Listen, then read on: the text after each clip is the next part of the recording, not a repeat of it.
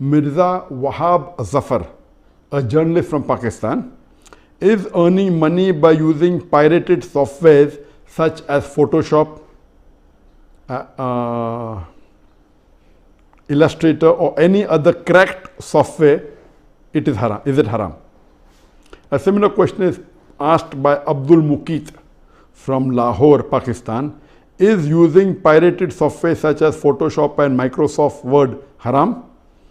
Be notified that they are being used for educational purpose and are really expensive, plus there are no copyright laws here in Pakistan. Also, what about pirated games? Can we play them? The basic question is that can we use pirated software or pirated products? Is it permitted in Islam? If we know early history, centuries before, when after the demise of Prophet ﷺ, the hadiths were written down and there were scribes who wrote down. Regarding this question, many fiqh councils have come together and discussed this issue.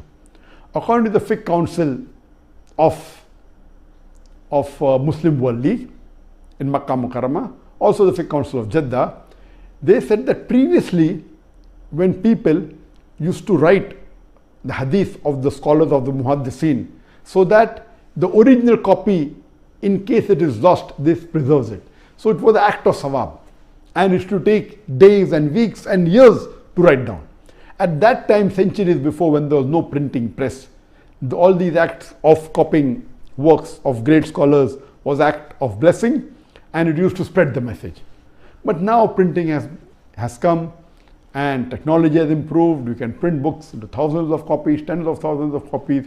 And now there are many people, if a scholar has spent, it's the opposite now. If a scholar has spent years together in doing some research, and there's a person who prints his book in tens of thousands and sells it by pirating it, this is totally haram.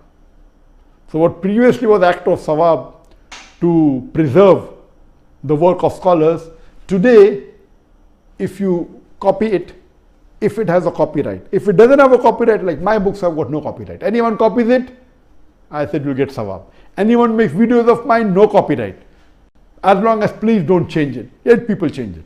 So as far as my products are concerned, I've got no copyright. Anyone copies my videos and circulates it, he will get sawab. But those people who have spent a lot of time, and if that is the bread and butter, and if they have put a copyright on it, so anyone copying that, it becomes haram.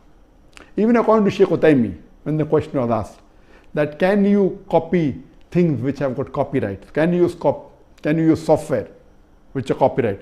He said, if you take a book and if you make few pages photocopy for personal use, accepted, but not for mass circulation. As far as using pirated software, it is haram. If that software has got copyright, and if there are copyrights on it, for using for personal reason or for office purpose or for educational purpose, if it has a copyright, someone had put an effort on it, he wants to compensate by getting a part of the money.